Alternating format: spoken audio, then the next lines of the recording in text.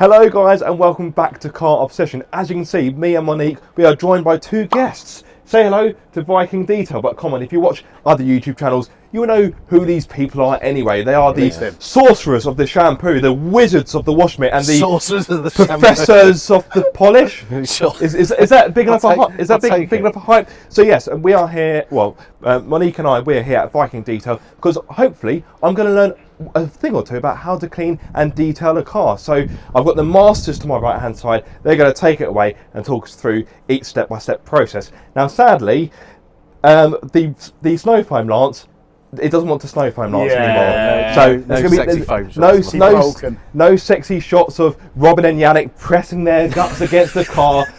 So if you're disappointed with that, what are you talking about? if you're disappointed by that, I do apologise. So no sexy slow-mo snow foam shots. That's a bit of a tongue twister, wasn't it? Yeah. Anyway, where are we going to start before we digress massively? That will happen a lot in this video. I've got a sense that there's going to be a lot of tomfoolery. There's going to be a lot of and maybe just a modicum of knowledge every now and then. I might be full of knowledge, but we're not serious at all. So no, we're going to be all right. So yes, we're going to start with the engine bay. Yeah, because we're going to make a big mess and blow loads of stuff all over the car. So there's no point in cleaning. Excuse me? What? What? Sorry? Huh? Well, it's going to look great, so yeah, of course you're going to react like that. Engine bay, yes. Yeah, we'll start at the engine bay, get all that done and sorted, and then we'll move to the wheels, the wheel arches, some of the underside stuff, the seemingly less important stuff, but actually the most important stuff. So and then we'll move to the body. When it comes to engine bays, what are the things that you should be careful of? Obviously, electrics is obviously the key thing here, and how much of a problem is that, or is it the kind of thing that it can be overthought? Yeah, I think there's no point in overcomplicating, overthinking cleaning engine bays. They're not that complicated, and every connector, especially on anything from the 80s onwards, has got a rubber sealer gasket around it, so you're never going to have an issue like that. Sensors can be a little bit old and tired and let some water in, so you do have to be a little bit cautious on older stuff, but generally just keep the pressure low, just don't be too aggressive. That's how I like to live life. Keep the pressure low. Yeah.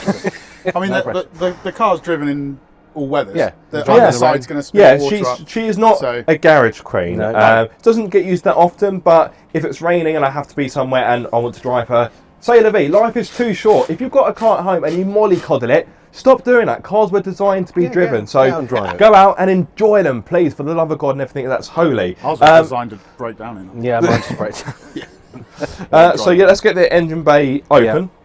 So pop the hood. Pop the hood. Ooh, so you have to be careful with little. So yeah, obviously my engine bay presents me with a few different challenges, both with cleaning and working on it. Obviously you've got the filters here, which they're not going to take very kindly to being soaked in water for obvious reasons. Definitely not foam, no, the foam is quite sensitive, so we want to try and avoid those. There's not much in here that's going to cause issues, really. The only thing we'd really need to be concerned about more than anything is the ignition leads, because they never seal quite that well on the head, so any water down there will cause ignition issues, which you can just blow out because it's just water. It's not an issue, but it's more faff that we don't need to deal with. Other things that you want to watch out for, generally the back of the alternator can be quite sensitive. The regulators can be a little bit susceptible to pressure and temperature changes and water ingress. They're generally quite protected from the rain, so we don't want to be forcing tons of pressure into it. And just generally, we don't need to use a huge amount of pressure. We need to let the chemicals do the work and let the brushes do the work. And just be a little bit cautious of fuse boxes and other electrical of course. So, but otherwise, I think it's a really big misconception that you can't rinse and jet wash an engine bay. Yeah. Any reasonable modicum of care and it's fine. I'll I'll do some sexy pumping. But Robin, we can get some like glam 80s rock music dubbed over that.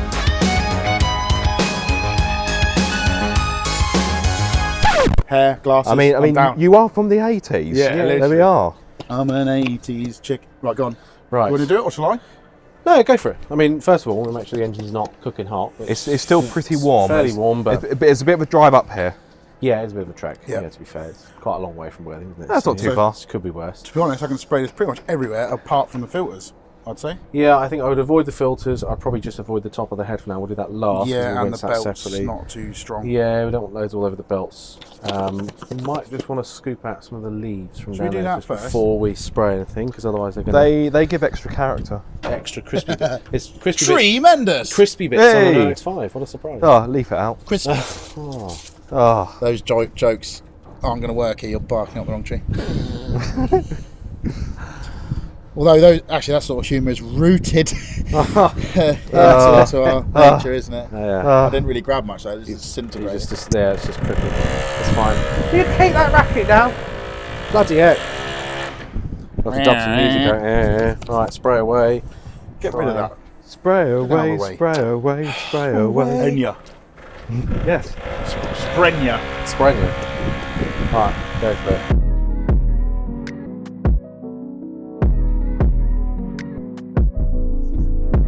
Take one of those, and that's good for scrubbing down and in between and stuff. So technically, although it's a wheel brush, it's actually not a wheel brush, it's just a brush. Yeah, brush. Good for pulleys and such. Pulleys and such. Pulleys and such. Yeah, if you could do the such over there. I'll do the such and you do the and. Yeah.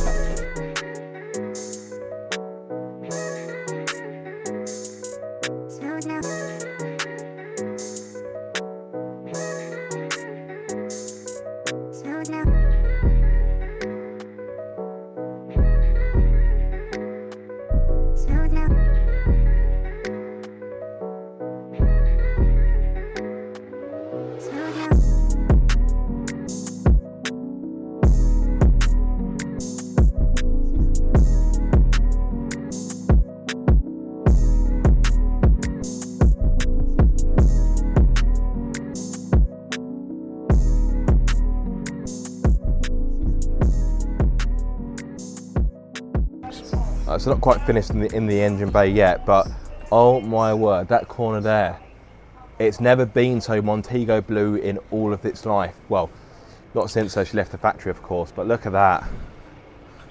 Right, we've got some dressing here, which some is dressing. Autosmart salad. Salad dressing. Caesar salad, mate. Oh, Caesar salad. Okay. Avoiding the belts and the exhaust too much. Yeah. Yes. So I'm guessing that would break the belts down quicker. And of course, the squealing as well. It'll just make them slip a little bit. Yeah. You don't really want to deal with that. It does wear off, and it's a very light dressing. It's a non-solvent silicone dressing, so it's fairly lightweight, and it's not going to cause you any issues. But one real advantage to this particular one is it can be applied wet or dry. And if you apply it wet, it distributes really nicely and evenly, and leaves a nice satin look. That being sticky or shiny. Yeah, not a big fan of that. Not a big fan of the shiny look. No, me neither. No. Satin is much better. Absolutely. Much better. I mean, look at that corner there. I know, I love it. Gorgeous. Absolutely gorgeous. It does look like I'm spraying semi-skim milk onto it, admittedly, but you know. It's actually full fat. I mean, I mean, all this detailing stuff is just smoke and mirrors, really, isn't it? It is, yeah. It's just the same product for everything. You just slightly change the colour. Yeah. Yeah. Don't tell them that though. Don't tell your audience. No. That's like breaking the magician's code. How can I charge thousands to spend 20 minutes cleaning the car? Right, now we need to blow and dry the engine bay as well. Yes, exactly. Yes.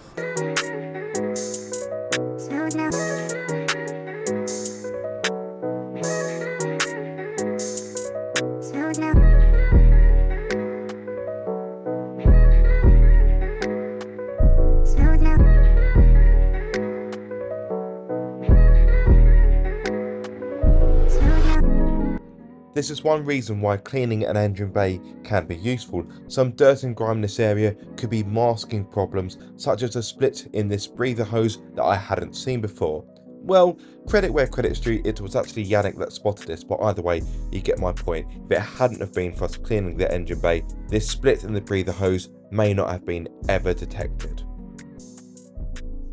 After finishing the engine bay, Robin showed me the world's smallest violin, which he frequently plays for Yannick. Well, it's actually a cello if you want to be pedantic, but you get to the point. Talking of music... What's that? God. Oh. What is that? We're in trouble now. I think we're in trouble now. I think this might be maybe a little pre-lunch appetizer. Yeah. Go on, Bob's Ices. Oh, the ice cream van's turned up. That's it. Detailing over. Down tools, lads. Yeah. Down tools, it's over. Yep. Thanks for watching. Be sure to like, comment and subscribe. Goodbye. Oh, God. Jesus, look at that. Right, what are you having? I will go with... Oh, I'll go for the Biscoff Sundae, please. Oh, can I have a bottle of water as well, please? bottle of water. It's a balanced diet. Absolutely. Healthy water. Yeah. Something along those lines. Yeah. You've got a little something in your yeah, you've got it. Oh, yeah. Look at that. Yep, there we go. Yeah, Pressure that you're comes good. out, No, it's amazing. you're working. It's public service Turn that anytime. nozzle, like, Yeah. my direction. I reckon shoot You've got it all over you. Some would say I did that on purpose, and now I'm regretting it. So when it's really caked on like that BMW I showed you on Instagram, Yeah. how would you treat that? Would you use the same products, just let it dwell for longer? We don't. So the acid that we buy and the wheel teams that we use that come as a concentrate. Yeah. We could dilute them accordingly. So this is a really weak mix. This isn't going to do a huge amount, but you don't need strong chemicals to clean sort of general build up general dirt. It's only in exceptional circumstances do you need really strong concentrated products to do so. Yeah. A wheel acid that's super weak and super dilute will do an infinitely better job of cleaning a wheel of brake dust than any normal all-purpose cleaner or non-acidic cleaner. Yeah. And the word acid scares a lot of people, but it's actually safer than alkaline products. Sometimes you can have a crazy trip on acid. Absolutely. Oh, sorry, that's a different kind of acid. That's a different one, yeah. Yeah, You don't want to try it with this, to be fair. You'll regret that one. It does smell pretty awful sometimes. Hard brush here. Yeah, so we've got a stiff bristle brush for getting into the corners, and these stiff bristles have got rounded ends, so even though the bristles are very stiff, they don't leave scratch won't damage marks, the paint. It's not going to leave sharp scratches on it. And would you use something like that on, let's say, a chrome alloy or anything when it's a that bit is- more like diamond cut, for example? So diamond cut wheels are clear coated, so they should be absolutely fine. Fine. If the wheel's peeling and pitted and chipped and lacquer's peeling off of it anyway, you're better off just making that wheel as clean as possible than trying to preserve the areas that are already damaged. They're going to get damaged anyway. They're going to corrode naturally in the environment, so you're not going to accelerate the corrosion enormously. Is there any particular finish or type of alloy you wouldn't use the acid? You would not use any sort of wheel acid or really any strong chemical on bare aluminium polished lips. So when you've got like freshly polished BBS wheels, the brake dust on that, you're far better off using a very, very light chemical to remove it, something like the pre-wash or purpose cleaner, very, very cautiously, and then immediately hand polishing very quickly after. You don't want to let the chemical sit on them too long. Stainless steel tends to be a little bit reactive to acid. Sometimes you get little rust spots, so ideally you don't want to do it on stainless steel lips. And some anodized finishes don't react particularly well to strong acids and strong alkalines, so keep them dilute. Generally, a factory finish applied to any wheel is pretty much bomb-proof as long as there's no chips and damage. Generally no concerns. What's the dilution of that? So I imagine that's not neat. It's not neat at all. This is very weak. I think it's maybe probably up to the little lip at the bottom of the bottle there worth of concentrated product. Okay. So this one is Autosmart Treble X. It's a hydrochloric acid, which is also used for descaling. Yeah. But it works amazingly well for brake dust build-up. But this should, there's maybe 10 or 20 pence worth of product in there, but diluted with water, and then we've used already half of it anyway, so there's so little in there. Yeah. This is probably going to work out the same sort of strength as your own stomach acid. It's not strong at all. It's the same type of acid, hydrochloric, as your stomach in essence. So at least that's what I'm told. That's something to digest, isn't it? Hey, very good. I couldn't stomach that joke. Very nice. Robin's thinking I'm going to get sick of this by lunchtime, which is about 10 minutes away probably. Yeah, we should order some Greg's. This won't have that fancy colour changing agent, will it? 'Cause that's a particular chemical that does that. I can't remember what it's called. It's called, I think it's thioglycolic acid that causes that. So it's iron fallout remover. That rings a bell. Yeah, it's iron fallout remover that does that. That's very effective for cleaning sort of built up iron filing particles and stuff like that. But it's a very, very expensive way of cleaning wheels because iron fallout remover is incredibly expensive stuff. Sometimes as much as £20-25 a litre in some cases for the really high end stuff. Yeah, I normally use built Hamber. And that stuff's good, and it's pretty good value as well. But it's as much as it's a good retail consumer product, like a lot of retail products, it can only really take you so far. Yeah. To go back to those BMW wheels. Granted, on the near side rear, it did take a good chunk out of the fallout and build up, but on the rest of the alloys, I mean, I would have been just as good just spitting on the alloys. Yeah. That would have been just as effective, albeit not as hygienic, obviously.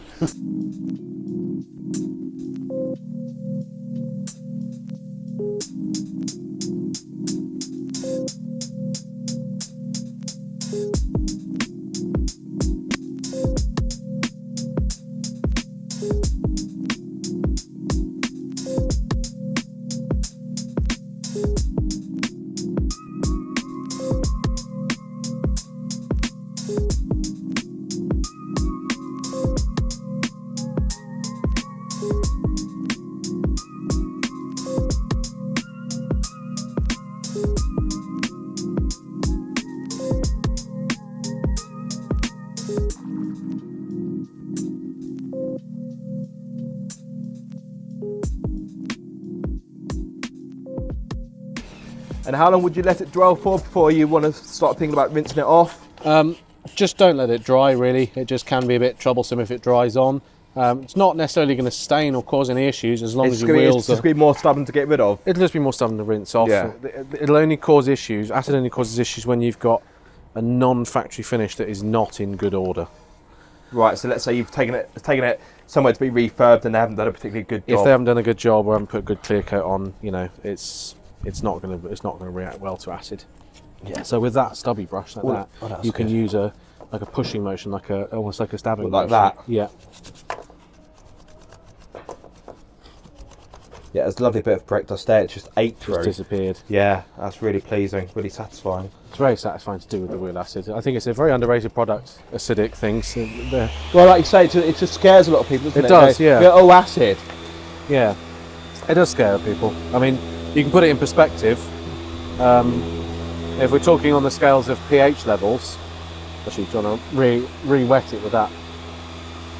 If you're talking about pH levels, soak the whole thing again. The pH of this sort of dilution of acid is almost identical to that of Coca-Cola.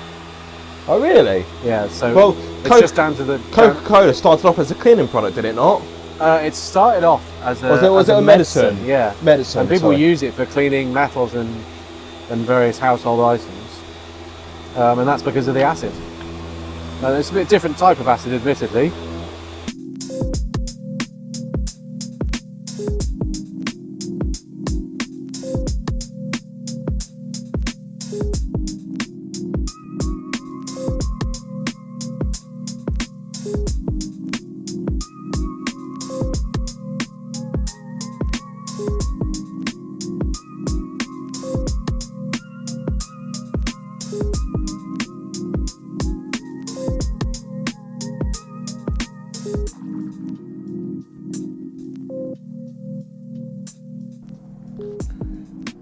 So then, the wheels are done and they're looking absolutely fabulous. Looking so good. You could eat your dinner off them. That's how good they are. Wouldn't recommend that. They've got acid on them. Don't do that, kids.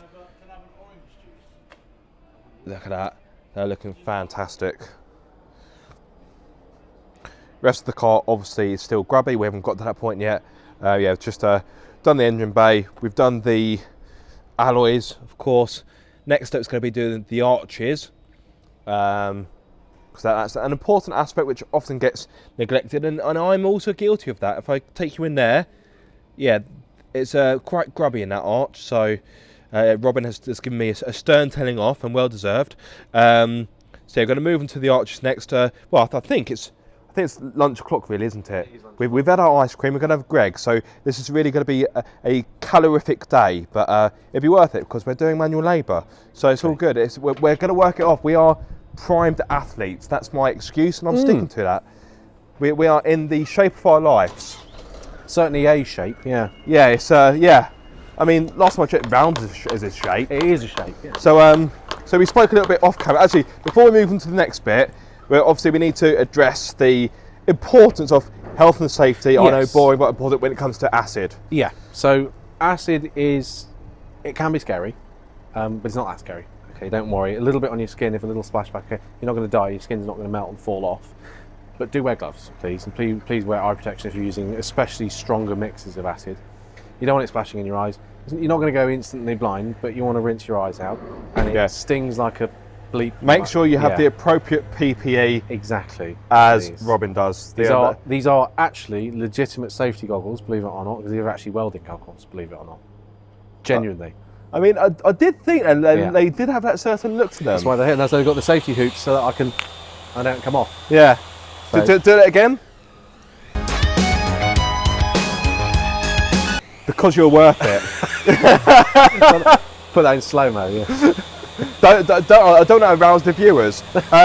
So yeah, obviously with acid, make sure you're wearing gloves. Make sure you're ideally wearing goggles. You don't need to go full hazmat suit because that's silly. Join us in parts 2 where we'll be blasting out the wheel arches and giving the soft top a good going over as well. Until then, be sure to keep up the car obsession.